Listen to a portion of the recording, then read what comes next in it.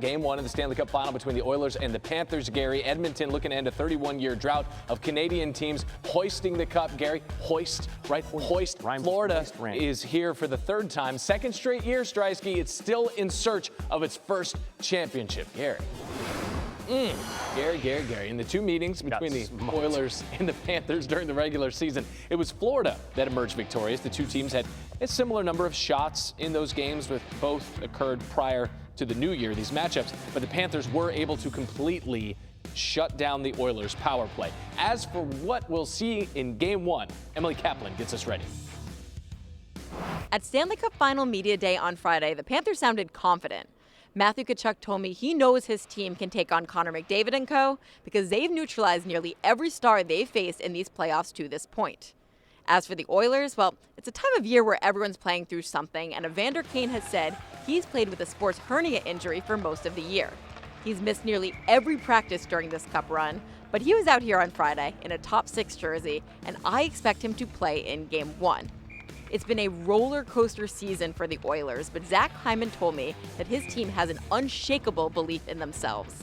That's a message from their sports psychologist consultant, George Mumford, that they brought in this year. Mumford is pretty famous in the field after working with Kobe Bryant and Michael Jordan. Now, one potential advantage for Florida, this is the longest travel series in Stanley Cup Final history, but Edmonton was the first team to take that long flight. From Sunrise, Florida, I'm Emily Kaplan, ESPN. No cap from E-Cap. Let's get to the top 5 moments. Gary, you love that. I love when you say that. From this man, Connor McDavid. His top 5 moments of this season. Number 5, May 23rd against the Stars Western Conference Final. In double overtime, he's out in front, and he's all alone. How does that happen?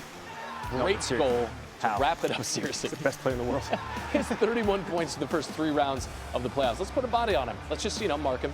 We'll just make sure he's covered. Number 4, February 13th against the Detroit Red Wings. He had 6 assists in this game. 6 apples, Gary. It's enough to keep a doctor away for almost a week. That's so much fiber. It's almost too much. The Macintosh, a Gala, a Fuji, a Honeycrisp. Honeycrisp. Others. Save the best for last. Honeycrisps are the best. Randy Smith. Most expensive. Who's Randy Smith? McDavid toe-dragged June 2nd against the Stars. This was insane. That was filthy. That's only number 3.